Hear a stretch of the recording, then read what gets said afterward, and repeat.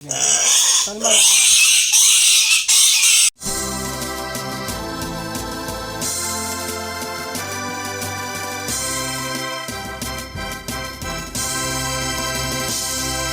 Wag muna kasi sa kasagsagan po na mayroong sakit ang baboy.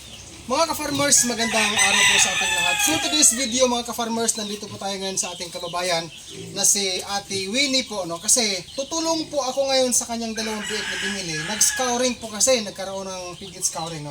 So ito po ang biik, pakita mo kami. Tama ba ko tayo? 1 week na bago mo, after mo nabili to? 1 week na? Lunes, Sabado, Domingo. 3 days. 3 days pa lang, simula pagbili mo. So ngayon ka-farmers ay nagkaroon siya ng diarrhea. So ngayon tinawagan ko si Christian. Sabi niya, sir, pakisuyo na lang, puntahan mo. Tulungan mo si Ate Winnie, sabi niya. Kasi meron akong appointment sa ibang lugar, sa ibang customer niya. So ngayon ka-farmers, una natin gagawin, ready ko lang po. Ano kami? Ready ko lang po yung ating syringe, no? Yan. Alkoholan ko lang. Kasi magbibigay tayo ng dapat bacteria din ang gagamitin ko. Pero hindi ko nadala, ito na lang. Pwede rin naman to eh. Oxytetracycline Sustaline LA. So antibacterial din po ito. 1 ml ang ibibigay sa baboy sa bawat 10 kilos body weight. Dahil nga po sa rason na hindi pa ho umabot ng 10 kilos ang mga biik na to, bibigyan ko lang siya ng, o sila, ng maximum o minimum na 0.9 ml. Okay na yan. Guys, mga gamit ko to ha. Sarili ko po itong gamit. Pero yung mga needle, dispose ko na after sa activity mamaya. Okay?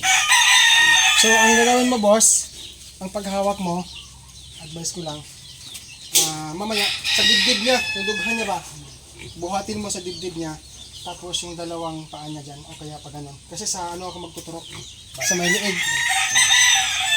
Okay, ready ko lang ka-farmers ha? Ready ko lang.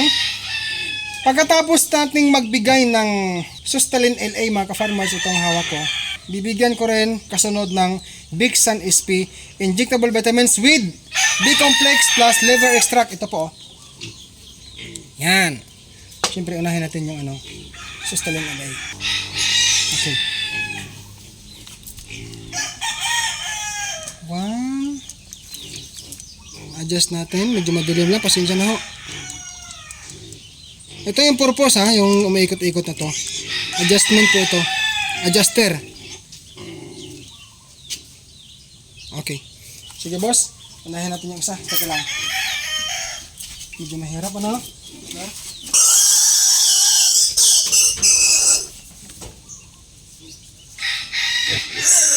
Okay. Sumunod boss yung isa.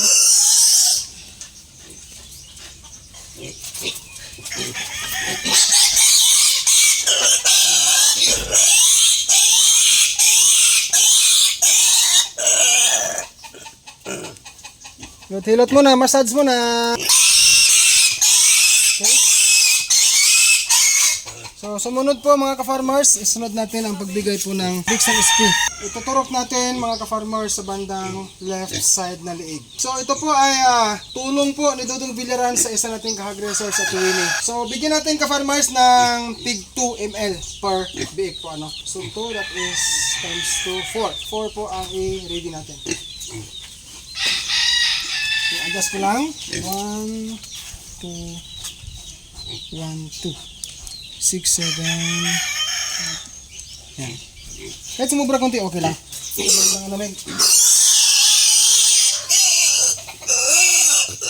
Hilot-hilot muna. Okay. Next.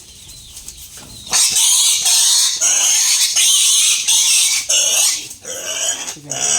Kalma lang.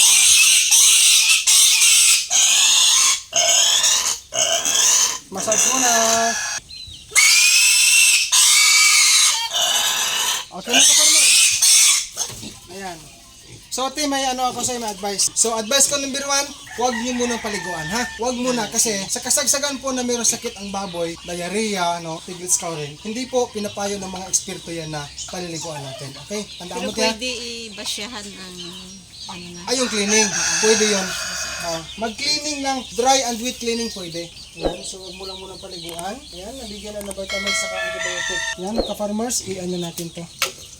Tupiin ko lang, ha? Wala tayong plies dala eh. Kami lang balang. Tupiin ko lang. Tapos kung maaari, balutin natin sa gloves. Isang gloves ang gamit natin. May basurahan ka dyan, te. Diyan. Mamaya doon na lang. Ako lang babalang. May ano ka dyan, tubig. Oh, maraming ano guys, oh. Si Ate Winnie, maraming tubig, oh. May supply talaga sa tubig. Umanisa. Pakita mo rin yung kanyang mga... Sir, salamat sa pagtulong, ha. Salamat.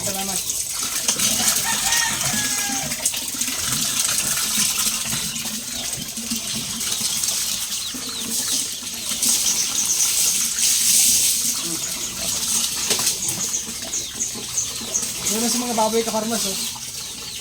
Hybrid po, 3. Ito, sabi po natin yun eh. 1, 2, 3, hybrid. No? Drasa. Yung isang maliit ay may halong native mestiza kung tawagin sa amin sa Antique. Buti din magkaibigan silang 4. Yung ba yung jay ngayon daw 15, ano naman, August 15 BBI. Ang wala natin, ang ating gamit. Pati po ang ating...